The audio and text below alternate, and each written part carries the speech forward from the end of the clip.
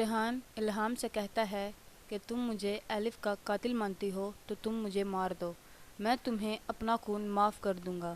الہام کہتی ہے کہ میں کیوں ماروں، الف نے خودکشی کی تھی تو تم بھی خودکشی کر لو۔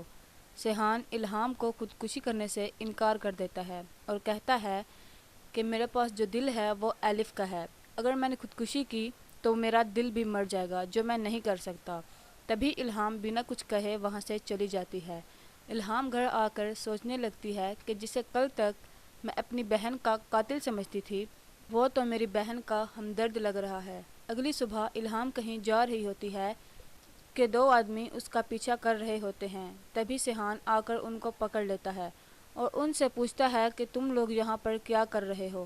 وہ لوگ کہتے ہیں کہ ہمیں غازی یوسف نے اس لڑکی پر نظر رکھنے کے لیے بھیجا ہے۔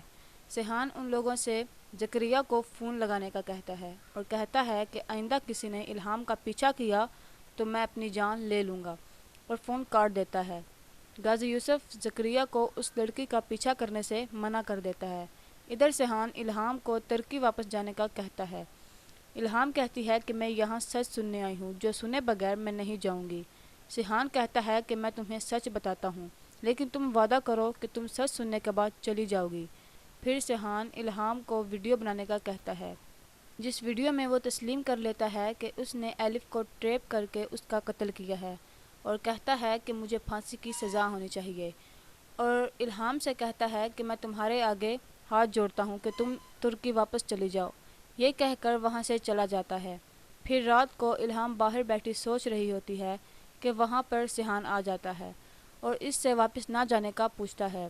الہام کہتی ہے کہ تم اپنے باپ کو اپنی بیوی کے قتل کے جرم میں گرفتار کیوں نہیں کروا دیتے؟ سیحان کہتا ہے کہ وہ میرے بابا ہیں اور میں سزا ان کو نہیں خود کو دلوانا چاہتا ہوں۔ یہ سب سن کر الہام وہاں سے اٹھ کر چلی جاتی ہے۔ اگلی صبح سیحان اپنی میڈم سے پوچھتا ہے کہ الہام کہاں ہے؟ میڈم کہتی ہے کہ وہ تو صبح ہی چلی گئی ہے۔